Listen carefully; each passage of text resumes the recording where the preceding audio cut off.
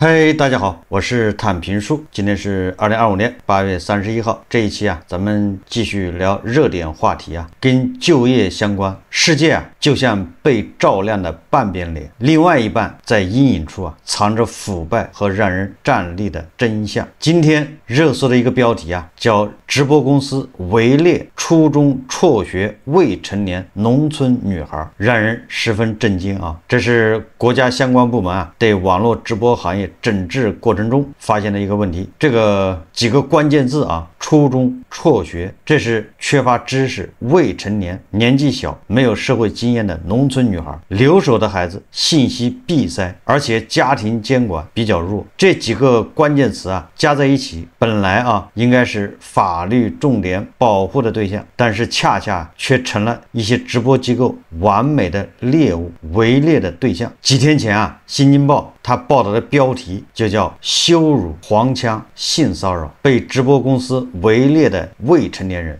简直是丧尽天良有一些直播机构就专挑那些初中辍学、没有爹妈管教的农村孩子下手，给他们承诺高收入，说工作轻松来钱快，然后稀里糊涂骗他们签了所谓的卖身契，让未成年人穿着暴露的服装去进行直播，忍受观众的黄腔骚扰，甚至被老板拿着铁棍去威胁。而他们的住宿环境往往十分恶劣，没有任何隐私，生病了也不能休息。有人说那不是签了合同吗？实际上那个合同更像个陷阱，违约金高的离谱。这些未成年女孩不仅挣不到钱，可能还要倒贴。真是为了钱有很多人没有下限。这个新京报是这么说的他说看到14岁女生离职被 MCN 机构起诉索赔 1.7万元的新闻，15岁的赵琴害怕的无法入睡，两人曾在同一家涉事公司当主播，同样签署了一份后来被网友称为卖身契的合同。那个晚上他翻来覆去的算自己要端多少盘子，手砸多少袋塑料花才能够赔这样一笔赔偿款。这个赵琴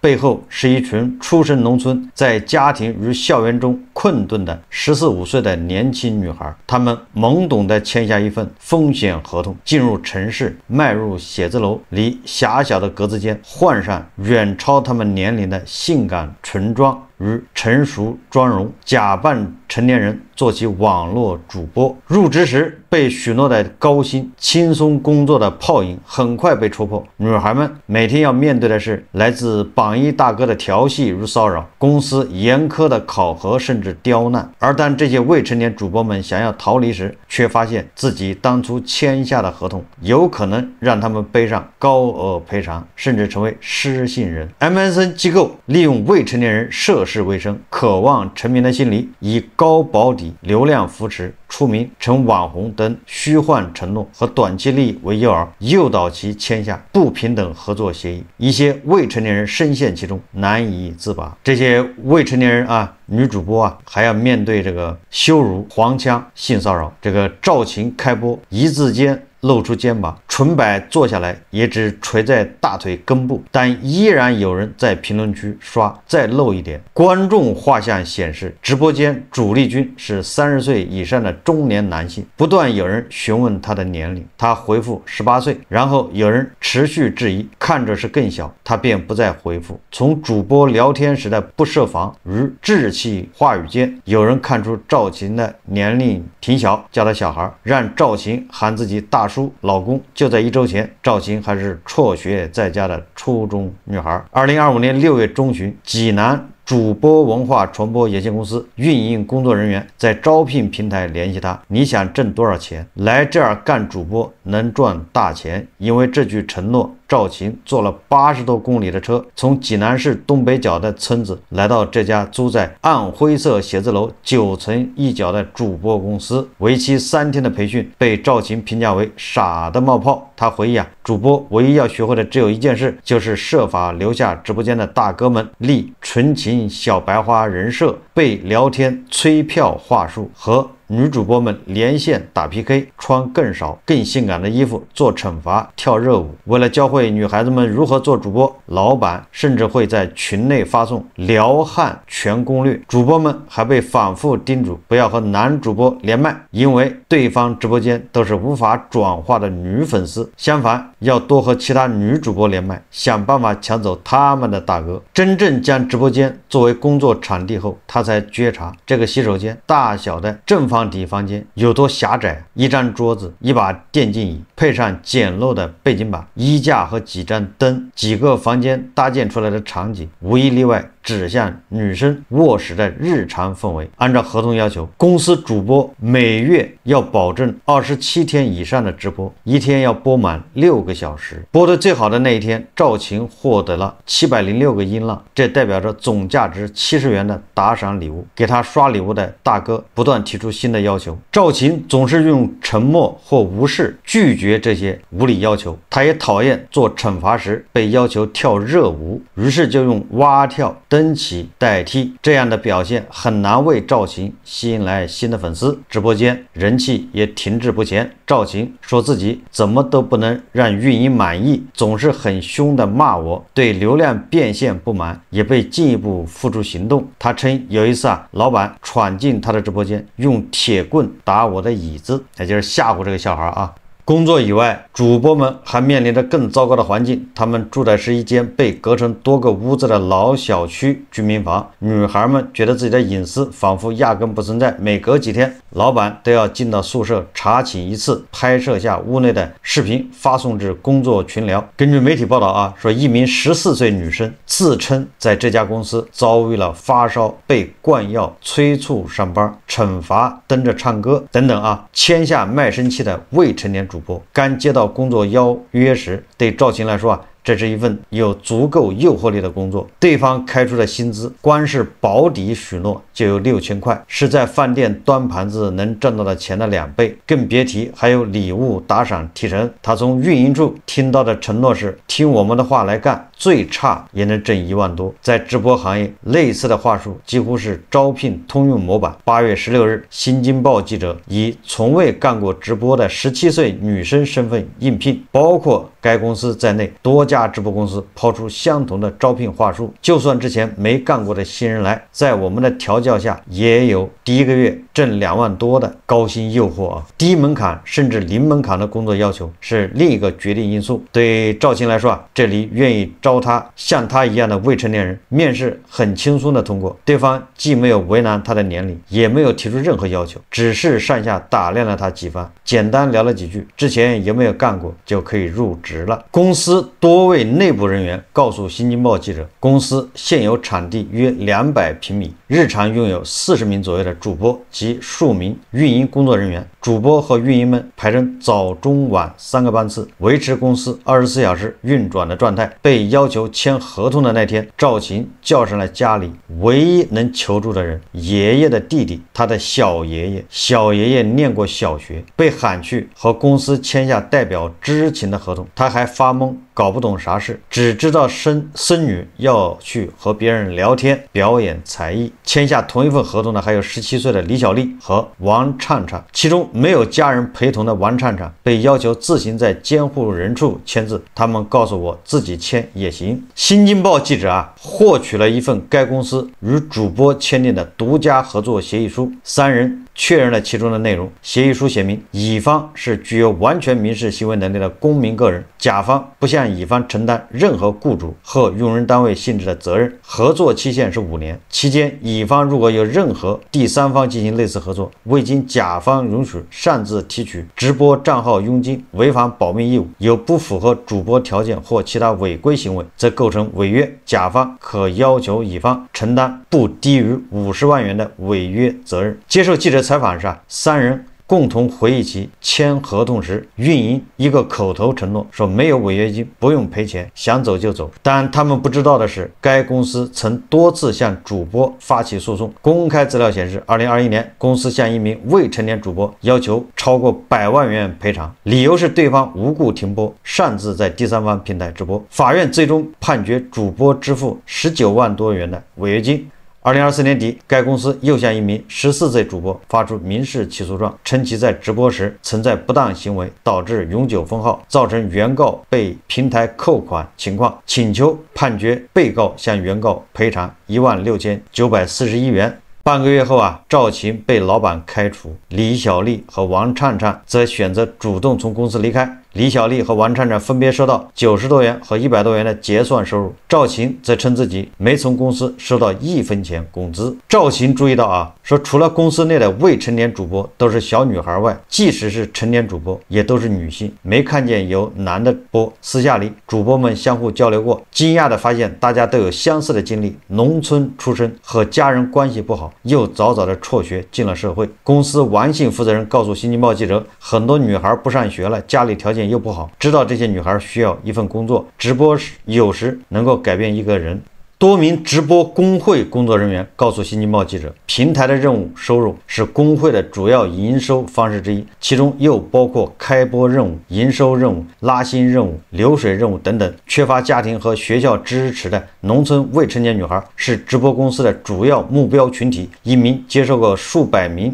起未成年主播合同纠纷咨询的直播行业人士告诉新京报记者，行业卷量凑数之风兴起，为了完成各项增幅指标，全国多地的中小型直播公司都存在招募未成年主播的情况。他解释说公司通常不会给未成年主播签约费，给其发放的收入由完成平台任务发放的激励和礼物打赏收入构成，相当于招来人给平台打工，对公司来说几乎没有成本。上述业内人士表示直播公司以极低的成本甚至零成本招来未成年主播，诱使其签下卖身契合同后，利用其心智尚不成熟的特点加以控制，无论是否跑出流量，公司都能凭借在手的合同占据双方博弈的上风。这条路已经成为一条可供复制的产业链。从经手的咨询中他观察到，未成年主播离职后，一些直播公司还会通过起诉对方再获取一笔违约金，怎么算都是不赔钱的买卖，吃干抹净，还非得让这群孩子脱层皮。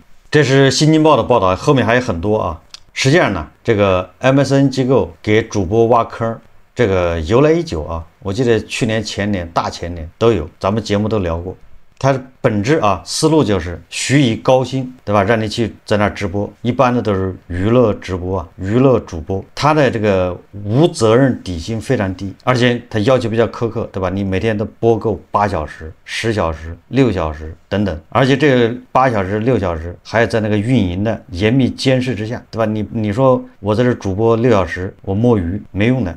有的人播得好，一个月能赚10万，有这样的那这很多或者是对吧？前几年行情好的时候打 PK， 有的播得不好呢，没钱。你播得好有钱，MSN 公司他赚大头；你播得不好没钱，MSN 公司也不吃亏，反正你在那刷任务。你说你不干了可以，对吧？等到你走他也告你。我记得应该3年前还是几年前，对吧？也几个女孩那个主播都被告的是几百万的赔大家还有印象吗？好像是哪个是个游戏平台还是什么平台，对吧？那赔都是400万、几百万呢。也就是说这个 MSN 机构横竖他都是赚钱，所以他就在招这些女主播的时候，他就已经在挖坑。这个是行业内的就是早就是公开的秘密，只不过是现在因为卷越来越卷，所以这些 MSN 机构把眼光就瞄向了初中辍学未成年农村女孩，说明卷到极致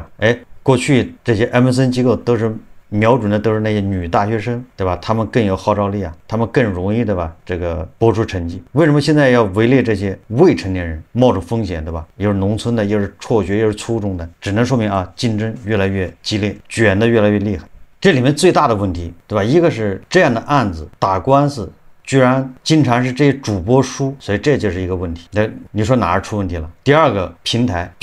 难辞其咎，对吧？这一切都是平台。第三个才是这 MSN 机构，对吧？赚钱没有底线。像这娱乐直播你也不能说这个他就怎么样不好或者怎么着的，咱们不做道德评判但是你这个一要合法，第二个你不能把这个手伸向未成年人这个叫丧尽天良，对吧？你跟那个成年的女性签合同，这个她自愿，最后才是这些未成年的女性，对吧？一个是贪头虚荣，又想赚钱又不能吃苦，这本来就是辍学，学习也不行，他想赚那种容易赚的钱，那只能去干这个。他去饭店端盘子洗盘子，他也受不了那苦，去那个流水线干活也受不了那苦，而且那收入也不高，3、4千顶多了，对吧？哪有这种直播说坐在那儿一个月就轻松赚1万2万的，哪有这个吸引人的？所以说啊，这个跟他们自身有很大关系，总体上跟就业难也有关系，对吧？整个形势都不太好，因为就业一难，各行各业都卷了，各行各业都会出现降维打击，你不卷，别人过来卷。直播行业也一样啊，这些什么娱乐直播啊，现在打赏的大哥越来越少，对吧？以前这个房地产的包工头啊是打赏的主力，那现在房地产行业不行了，对吧？这些包工头也没钱了，这些应收账款要不回来，没有钱打赏。现在还在直播间打赏的这些人，那都是稀缺资源，对吧？人人都要去抢，所以就卷了。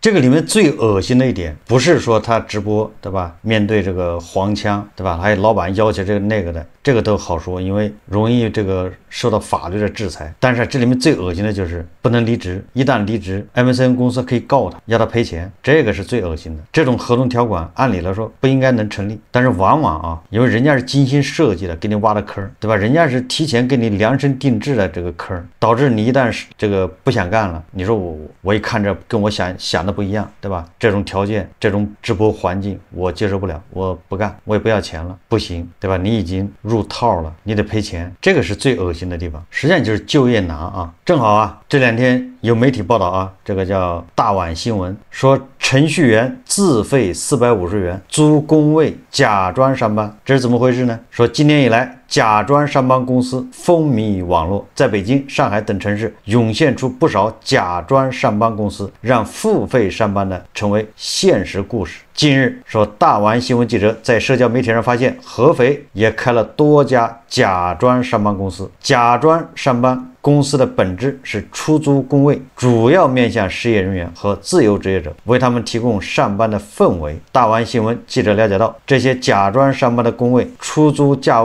格一般每月数百元，不同位置配套的工位价格略有差异，有的靠近市中心商圈的工位每月要500多元，而一些稍偏区域的工位300多元就能拿下。部分机构还推出了按周租、按日租短期方案，方便有临时需求的人。在合肥市经开区中环城附近一家写字楼里，老板钱先生开出按季付款450元每月的价格，以吸引6名自由职业者租下工位。工作日上午10点，大碗新闻记者推开钱先生公司的玻璃门，一个约30平米的办公室里，5个人正各自坐在桌前忙活，键盘敲击声、偶尔翻书的沙沙声交织在一起，确实有几分公司办公的热闹劲。有人对着电脑屏幕专注地改着设计图，有人正在用电脑进行编程，一些办公桌上还摆着马克杯、小盆栽这些零碎物件，让工位多了点生活气息。这个钱先生介绍啊，他是一家教育培训机构的老板，在该栋写字楼内拥有多处房产，有一些被改造成了教室，还有一些是办公室。之前因为机构调整腾出了这片办公区域，10个工位一直空着。上半年他在网上刷到假装上班公司的新闻，觉得这主意挺新鲜，也正好能把闲置工位利用起来，就试着在社交媒体上发了帖子，名义就是叫假装上班公司。没想到没几天就有人来咨询，我们有10个工位闲置，现在已经租出去了6个，有一个人月底到期，最近也没来，暂时还没有续约。钱先生笑着说来租工位的基本没遇到网上说的瞒着家人假装上班的失业者。目前这6位都是有正经工作的人，他们的工作一般都是居家办公，比如程序员、设计师等。来这里租工位就是为了有一个工作的氛围。钱先生记得有一个来租工位的是个程序员小伙